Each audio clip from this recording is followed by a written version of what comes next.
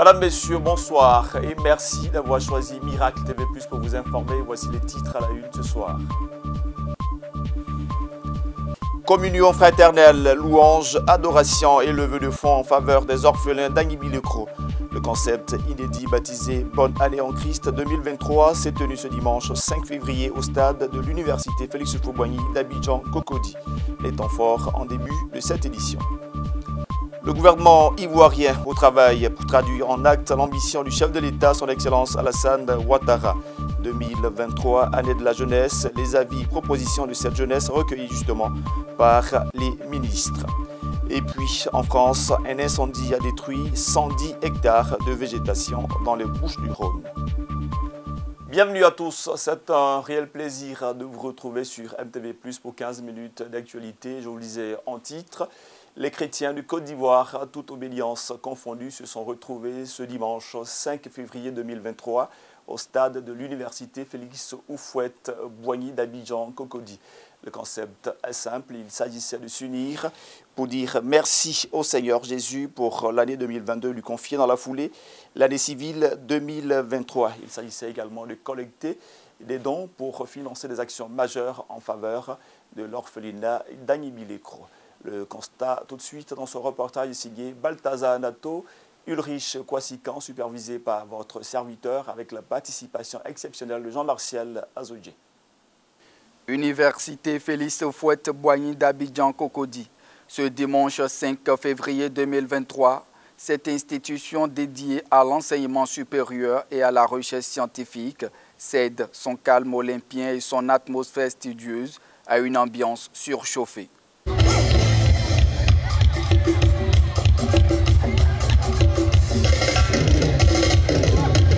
Jésus est doux. Jésus est doux. Jésus est doux. Le concept Bonne année en Christ, un moment de louange et d'adoration qui rassemble les chrétiens de toutes chapelles confondues, se tient ici sous l'impulsion de son chef d'orchestre Eloge Ba. Le commissaire général du dit événement lève un coin de voile sur le but de cette édition inaugurale. Nous, notre objectif ici, c'est dans un premier temps de réunir le peuple, les chrétiens autour de leur idéal qu'est Jésus-Christ, pour dire merci pour une année vécue et lui confier une autre année. Et en même temps, recueillir des fonds, aller faire une œuvre caritative pour mieux confier l'année dans laquelle nous sommes. Action de grâce au Seigneur Jésus, combinée à une invitation à la charité sous le prétexte de ce concert caritatif, dont les recettes financeront la prise en charge de plusieurs centaines d'enfants de l'orphelinat Dieu peut tout d'Agnibi-le-Cros, une initiative saluée par de nombreux artistes et participants. C'est un appel auquel il fallait répondre parce que c'est une invitation à venir louer Dieu et le célébrer. Je ne pouvais pas rester en marge de cet événement. Vraiment, j'ai aimé. Déjà, rendre grâce à l'Éternel est déjà une bonne chose, c'est une bonne initiative. Le Seigneur m'a gardé, il a permis à ce que je sois en vie, moi et ma famille, nous nous portons bien. Donc je suis venue ici ce soir pour lui témoigner ma reconnaissance, lui dire vraiment merci pour tous ses bienfaits. Les revenus de ce concert seront donnés aux orphelins. Aux orphelins, c'est déjà un acte d'action de grâce à l'Éternel parce que c'est ce que Dieu nous a demandé en fait. Vraiment, je suis heureuse parce que là où Jésus est présent, il y a toujours la joie. Et Jésus triomphe toujours. Je crois que partout où le Seigneur est célébré, c'est très important de pouvoir joindre sa voix, pouvoir rendre grâce à l'Éternel des armées. Répondant volontiers à l'invitation de Decam Events, une dizaine de chantres issus de toutes les générations a conduit le chaleureux peuple de Dieu dans les moments de communion qui se passent de commentaires. Les révélations Nassi Praises, Floresco, Adonis Fire et de grandes figures telles que Evan Singers, Richard Crémé, Rebecca Nyafou et autres ont ajouté de la saveur à cet événement. Est-ce qu'on peut le dire ensemble?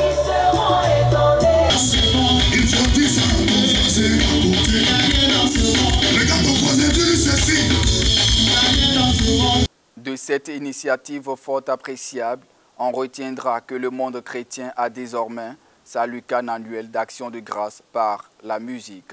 Chapeau à Decam Events et à ses partenaires.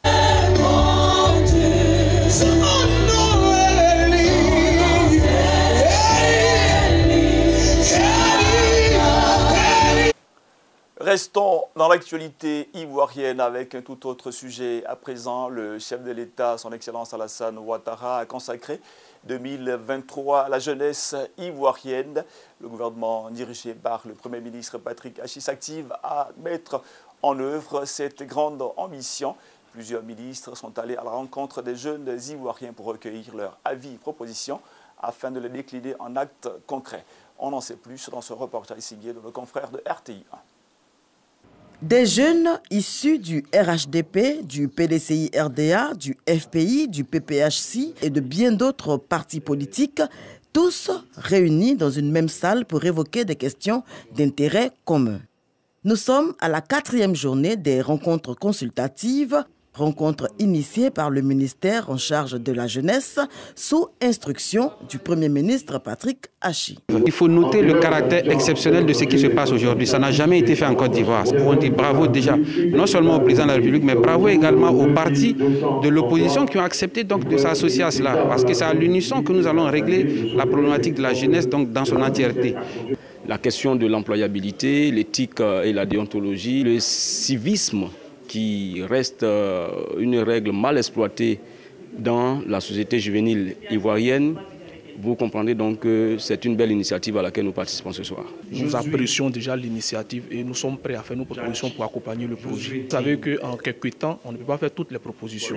Mais donc nous sommes venus écouter, nous avons pris note et nous allons travailler sur notre dossier.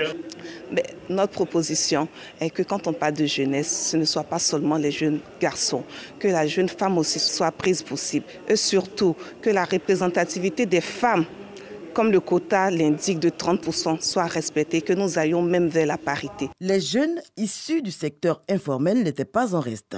Le 3e jour de ces rencontres leur a été dédié. Économie numérique, médias, enseignement supérieur, éducation, sport, arts et culture, entrepreneuriat, tout y est passé pendant ces 4 jours d'échange. Les actions du gouvernement ont été présentées ainsi que les opportunités qui se présentent à ces jeunes.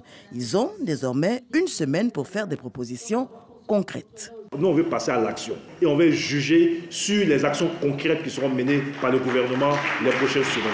Donc faites les propositions, on va les transmettre au Premier ministre, mais pour le reste, durant toute l'année, il y aura donc des propositions qui peuvent se faire. 2023, année de la jeunesse, le gouvernement joint l'acte à la parole à ces jeunes de saisir la balle au bon.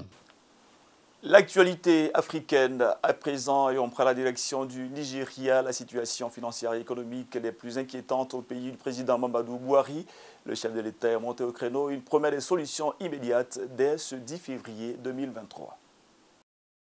Le président nigérian Muhammadu Buhari s'est donné 7 jours à partir du 4 février 2023 pour résoudre la crise de liquidité que traverse le pays. Le dirigeant nigérian répondait ainsi à des responsables de son parti, le Congrès des progressistes, qui s'inquiétaient d'un possible effondrement de l'économie nigériane lors d'une rencontre au palais présidentiel le 3 février. Le Nigeria a lancé un processus d'impression de nouveaux billets de banque et compte retirer de la circulation les billets usés de 200, 500 et 1000 naira d'ici le 10 février 2023. Je suis conscient des pénuries de liquidités et des difficultés auxquelles sont confrontés les particuliers et les entreprises en raison de la réforme du Naira.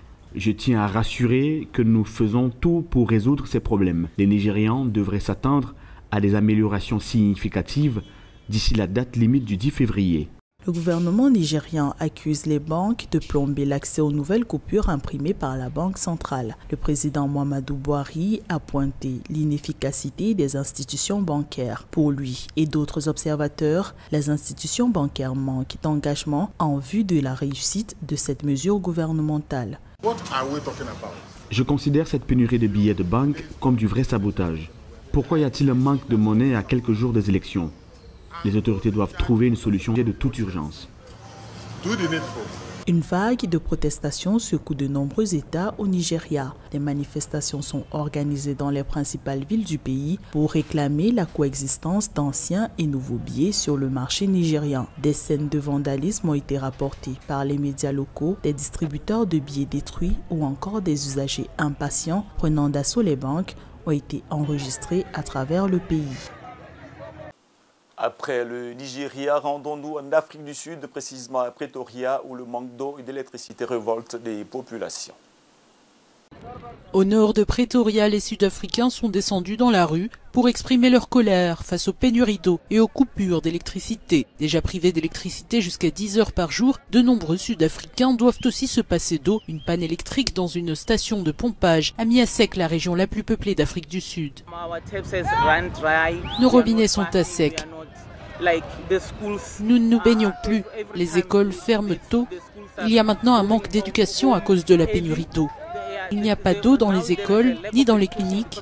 On nous renvoie si nous sommes souffrants, parce qu'il n'y a pas d'eau.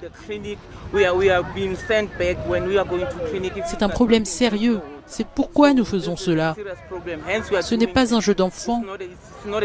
L'eau, c'est la vie, et nous avons le droit d'avoir de l'eau. Découragés, les Sud-Africains condamnent les politiques impuissants. Depuis des mois déjà, chacun doit planifier des activités aussi banales que faire à manger ou une lessive en fonction du calendrier quotidien des coupures annoncées. Nos frigos tombent en panne, nous avons de l'insuline, nous avons pas mal de produits qui sont conservés au réfrigérateur. Ils doivent être conservés dans un endroit frais et avec le délestage qui se poursuit de cette manière, nous perdons aussi beaucoup de stock. Si ça continue comme cela, nous ne survivrons pas aux 2 prochaines années. Les problèmes de l'entreprise publique Eskom, criblée de dettes, se sont aggravés. La compagnie qui fournit environ 90% de l'électricité du pays, principalement via des centrales à charbon vieillissantes, peine depuis des années à répondre à la demande. Et puis, cette page sombre de cette édition, plus de 1000 personnes tuées dans différents séismes en Turquie et en Syrie. Le constat tout de suite grâce à nos confrères d'Euronews. En Turquie, les secouristes s'activent pour retrouver les victimes coincées sous les décombres. Dans la nuit de dimanche à lundi, la ville de Gaziantep, dans le sud-est du pays, a été frappée par un séisme d'une magnitude de 7,8, suivi de plusieurs dizaines de répliques de magnitude 5 et plus. Les secousses ont été ressenties au Liban, en Égypte et à Chypre. Partout dans la région, des villes méconnaissables et des centaines de bâtiments détruits. Selon les autorités, plus de 1000 personnes auraient perdu la vie. Scène de chaos et de désespoir similaires quelques dizaines de kilomètres plus loin, dans le nord de la Syrie voisine. Les médias gouvernementaux font état de quartiers entiers détruits et de centaines de morts. Dans les territoires tenus par les rebelles, où vivent près de 4 millions de déplacés, le nombre de victimes n'est pas encore connu.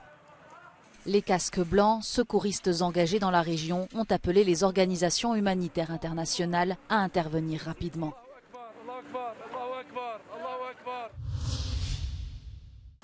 Je vous le disais également en titre, une autre catastrophe climatique est survenue en France, dans la région des Bouches-du-Rhône. Près de Marseille, plus de 110 hectares de végétation partis en fumée ravagée par un incendie gigantesque. Le constat tout de suite sur ces images. Un incendie a parcouru près de 110 hectares de végétation ce samedi dans le parc naturel des Alpilles, dans le sud de la France. Je ferai le noyage après. Les flammes ont été attisées par un fort Mistral, avec des pointes pouvant atteindre les 110 km/h. Plus de 200 pompiers ont été mobilisés. Le feu a été circonscrit dans l'après-midi sans faire de victimes. Seules 8 personnes ont été évacuées de manière préventive. Une enquête a été ouverte pour déterminer les causes de l'incendie. Et c'est ici que se referment les pages de cette édition. Ça a été un plaisir de nous inviter chez vous grâce à la magie de la télévision. Merci à toute l'équipe en régie chapeautée ce soir par Georges Tano. Merci également à vous fidèles téléspectateurs. Ça a été un plaisir d'être en votre compagnie sur MTV+. Je vous souhaite de passer une excellente suite de programme sur MTV+, la télé qui transforme.